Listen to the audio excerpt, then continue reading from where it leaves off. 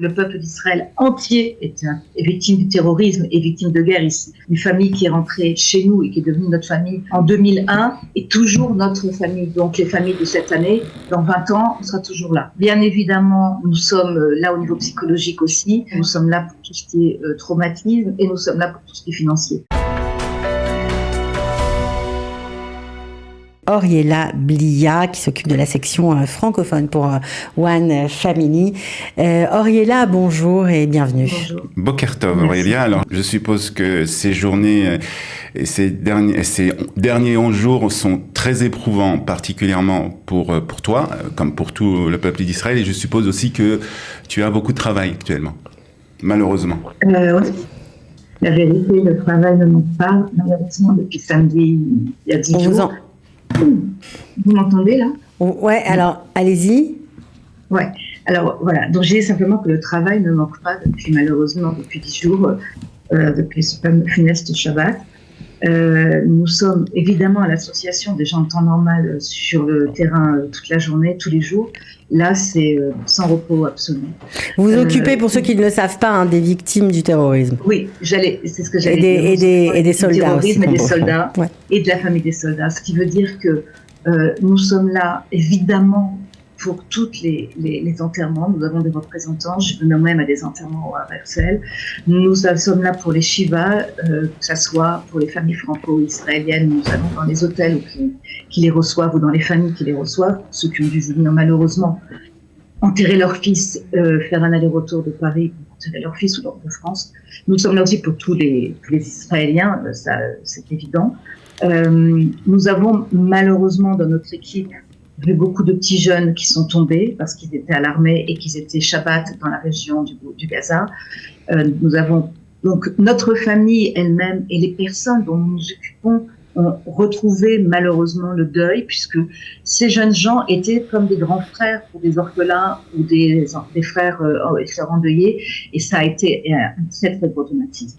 Nous sommes au travail toute la journée, toute la nuit. Le côté, c'est-à-dire que nous sommes évidemment là pour tout ce qui est deuil et médical. Nous allons dans tous les hôpitaux, nous rencontrons tous les blessés, nous apportons des petits bouquets de fleurs, nous apportons évidemment des chèques de soutien, nous apportons des cadeaux, nous apportons de la nourriture. One Family, qui d'habitude s'occupe donc des victimes et du traumatisme après un attentat. Et si vous voyez par exemple une famille sur cette photo, lui-même, on s'occupe de cette famille-là et ils ont décidé de se porter bénévole pour aider dans la région où ils habitent. Ça fait partie aussi de ce qu'on appelle la grande famille. One Family contient depuis 23 ans que nous sommes en Israël et nous occupons depuis l'intifada des victimes terroristes. Nous étions arrivés à pratiquement 8000 familles. En 48 heures, nous sommes passés entre 11 et 12 000 familles. On est la plus grosse famille israélienne. J'ai envie de pleurer quand je vous dis ça. C'est extrêmement difficile, mais on est là pour les entourer. Et voilà, on a décidé qu'on ne pleurerait pas maintenant. Nous ferons tous, parce que nous devrons le faire notre deuil après, mais maintenant on doit continuer à vivre. À Israël Chai, c'est notre mantra à nous aussi. Et nous allons tout faire pour que ces familles retrouvent le sourire, s'accrochent, ne s'effondrent pas. Et ça ne veut pas dire forcément aussi, juste un petit mot, que les familles des victimes actuelles ne sont les seules que nous entourons. Nous avons des dizaines et des dizaines, voire des centaines de bénévoles dans tout le pays qui continuent à aller voir toutes les familles dont nous nous occupons depuis 20 ans, 23 ans. Parce qu'elles aussi, elles sont retombées en PTSD, en traumatisme. Elles aussi ont été touchées. Nous avons la famille du Khan qui avait subi une perte épouvantable dans l'attentat de Hebron il y a 22 ans, qui maintenant a perdu son fils. Et il y a la famille d'Ilan Moreno, que tout le monde, d'Emmanuel Moreno, pardon, que tout le monde connaît, et qui lui-même a perdu, à titre posthume, il a perdu son neveu. Et comme ça, des dizaines sont des familles qui sont frappées et encore frappées. C'est terrifiant. Alors, Aurélia, je voudrais qu'on parle plus particulièrement de ces familles qui ont perdu maintenant leur enfant, et plus particulièrement de ces familles françaises. Et je pense plus particulièrement à la famille Guénassia, qui est une famille qui, en fait, n'habite pas, les parents en tout cas, n'habitaient pas en Israël. Ils sont venus, lorsqu'ils ont entendu que leur fils avait été blessé, ils sont venus immédiatement en Israël. Comment se passe justement comment on s'occupe d'eux? Comment on arrive à leur expliquer ce qui se passe? En fait, on s'occupe, c'est-à-dire que on est avec eux, on se présente, des bénévoles ou moi-même, on y va, on se présente au Shiva et on leur explique que, évidemment, maintenant, ils ne peuvent pas se souvenir de nous. On leur explique qu'on va les appeler en France, que même peuvent nous appeler de France. L'état de choc et la sidération est tellement énorme que ils peuvent même pas imprimer qu'on est là pour les aider. Donc, ce qu'on fait, c'est qu'on leur dit qu'on sera là après, pendant, et on essaie de faire tout notre possible pour être là quasiment tous les jours pendant les Shivas. Demain, moi-même, je vais aller à la fin des Shivas au Herzl de ce jeune Degenassia, mais il n'y a pas eu que lui. J'étais aussi au Shiva du jeune soldat Love, où les parents étaient tout seuls à l'hôtel Vert à Jérusalem. On a fait un appel WhatsApp. En 1 heure, il y avait 2000 personnes. Ça fait partie aussi de la solidarité d'Israël. Les gens ne réalisent pas comme en Israël, ne comprennent pas vraiment. On essaie de leur expliquer rapidement ce que nous ferons pour les aider. Heureusement, le consulat ici est sur le terrain, l'ambassade est sur le terrain, donc l'un plus l'autre. Les gens ont compris qu'ils n'étaient pas tout seuls. Les gens ont compris qu'on était là et qu'on est avec eux et que leur fils qui est tombé, c'est mon fils. C'est mon frère, c'est le frère de mes enfants qui sont au front, c'est tout. Maintenant, dans cette horreur que nous vivons au quotidien, dans cette sidération que nous avons, il y a quand même de l'espoir. L'espoir, c'est justement les centaines de milliers de gens de tous âges, ça commence à 8 ans, 9 ans, 10 ans, qui viennent passent par nos foyers dans les différentes villes du pays et disent on veut aider. Alors c'est du tri de linge, c'est de l'empaquetage de nourriture pour envoyer aux soldats, pour envoyer aux familles. Vous faites ça, vous aussi? Vous faites ça? Bien sûr, mais bien sûr. Nous avons empaqueté je ne sais pas combien de milliers de boîtes de nourriture, de boîtes avec des jeux pour enfants, de paquets de vêtements pour les gens qui se sont retrouvés dans les hôtels. Évidemment que ça fait partie de notre travail quotidien aussi, parce que le peuple d'Israël entier est victime du terrorisme et victime de guerre ici. On en parlait hier soir dans une réunion, des réunions extrêmement tard la nuit, où on disait il faudra après être sur le long terme. Bien sûr, vous le savez, nous sommes sur le long terme. Une famille qui est rentrée chez nous et qui est devenue notre famille en 2001 est toujours notre famille. Donc les familles de cette année, dans 20 ans, même si j'espère que nous n'aurons plus d'attentats, que nous n'aurons plus de guerre, que le nettoyage sera total, dans 20 ans, on sera quand même leur famille, on sera toujours là. Bien évidemment, nous sommes là au niveau psychologique aussi. Bien évidemment, nous sommes là pour tout ce qui est traumatisme et nous sommes là pour tout ce qui est financier. Bien évidemment, on a besoin d'argent. 100% du personnel est devenu bénévole, 100% des gens qui viennent avec des t-shirts et qui disent on représente Fun Family est bénévole dans tous les gens qui sont venus nous aider et nous proposer leur aide. Mais il y a des psychologues qui sont venus proposer leur aide et j'en ai de France qui m'ont appelé et des amis qui m'ont dit on veut aider les familles qui sont touchées qui ont perdu des enfants, ou qui ont des enfants otages, ou qui ont perdu des soldats. Des psychologues sont venus. Juste Ariella, on parle souvent sur cette antenne des traumatismes et du fait qu'il faut s'en occuper extrêmement rapidement. Vous êtes aussi sur cette ligne-là et vous arrivez à donner des soins tout de suite. Oui, notre psychologue, aussi bien francophone que israélien, travaille et se promène, mais traverse le pays du nord au sud et d'est en ouest pour donner des soins d'urgence aux gens qui sont en traitement trauma, que ce soit ceux qui étaient présents à la fête de ce fameux Shabbat, que ce soit les soldats qui ont besoin d'aide immédiate pour pouvoir retourner sur le terrain, et continuer à y être, que ce soit les familles qui ont vu les images.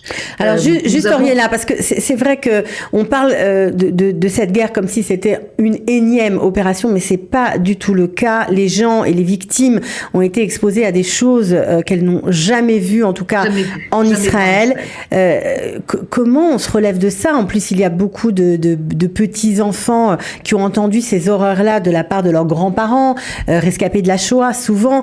Comment on arrive à traiter ce genre de choses et comment on désamorce le traumatisme, si c'est possible? Alors, le traitement se fera à très long terme, c'est évident, parce que de toute façon, même si on a beau parler de résilience dans notre peuple, le traitement, c'est pas vrai ça, je veux dire, ça ne peut pas être vrai aujourd'hui.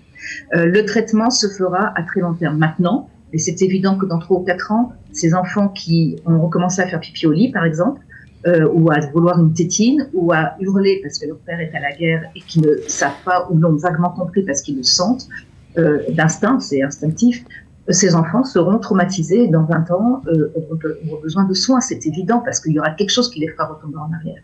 Alors justement, il y a en Israël une technique qui a été créée par un ancien très haut gradé de l'armée israélienne et qui était responsable de toute la région nord, le professeur Fari, qui a monté ce qu'on appelle la méthode SIST et qui est en fait une méthode de soins cognitifs immédiats pour éviter justement d'être en stress aigu, pour apprendre à déchoquer efficacement et à rendre opérationnels les gens, même en état de choc, sur le lieu où tombe une bombe ou bien où il y a eu quelqu'un qui est mort ou qui a été blessé, où il y a du sang, en d'autres termes, et pour éviter d'avoir des PTSD à très long terme.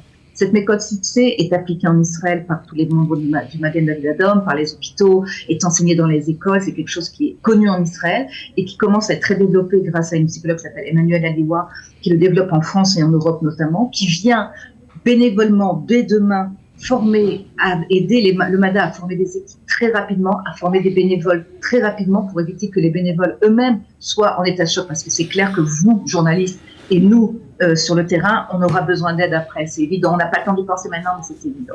Donc tout ça, ce sont des gens qui donnent avec un cœur extraordinaire, et je pense que c'est ça qui tient le peuple d'Israël, et c'est ça qui nous tient, c'est de voir la générosité des gens qui prennent tout à leurs frais. J'ai des gens en France, en l'occurrence, pour One Family, des personnes qui sont en train de se battre pour aller très très vite au niveau de la préfecture de Paris, pour faire reconnaître One Family comme une association française, de façon à ce que les gros donateurs, comme les petits, qui nous ont déjà contactés, aussi bien pour 50 € que pour 20 000 ou 30 000 €, qui, grâce à certaines associations aussi, qui ont décidé en France, comme le Bnei Brit, de nous aider, ou d'aider le MADA par exemple. Ces associations ont besoin d'un retour de masse, tout le monde le sait qu'on a besoin d'un retour d'impôt, le fameux CERFA. Donc, ils sont en train de se battre avec nous, avec des bénévoles juridiques, des bénévoles financiers, pour qu'on puisse justement aider, recevoir cet argent que les gens donnent de tout leur cœur, parce qu'on en a besoin. Notre budget annuel, jusqu'à présent, était entre 1 et 2 millions de dollars. En 15 jours, il a dépassé $1 million. Donc, c'est pour que vous compreniez de quoi on a besoin et de quoi on parle. C'est absolument gigantesque. C'est une souffrance énorme d'avoir à devoir parler de ça. Et en même temps, c'est émotionnellement extrêmement fort de voir à quel point nous sommes soutenus par, pas forcément des juifs d'ailleurs, beaucoup de gens de toutes les confessions et de toutes les origines dans le monde nous aident, non pas que par les prières, mais aussi par l'argent et par des gens qui veulent se porter bénévoles auprès de nous. Alors il y a le barrage de la langue, mais on essaie de dispatcher justement et de faire des formations très rapidement, très vite, pour que, à base de différents moyens, pour que les gens puissent justement être efficaces sur le terrain. Des personnes âgées, des jeunes enfants qui disent on va faire des dessins, qui envoient des dessins par centaines dans nos locaux pour qu'on les envoie aux soldats, pour qu'on les envoie aux familles, pour qu'ils sachent qu'ils ne sont pas seuls, pour qu'un enfant comprenne qu'un autre enfant pense à lui du monde entier ou bien d'Israël.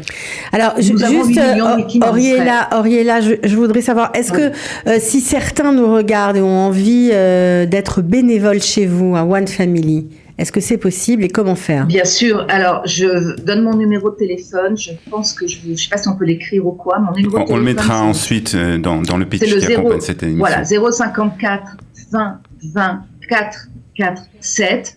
Ou bien vous vous connectez au site internet de One Family. Et là, on a aussi une hotline, une ligne d'urgence où quelqu'un gère tous les bénévoles qui veulent se présenter et les dispatche.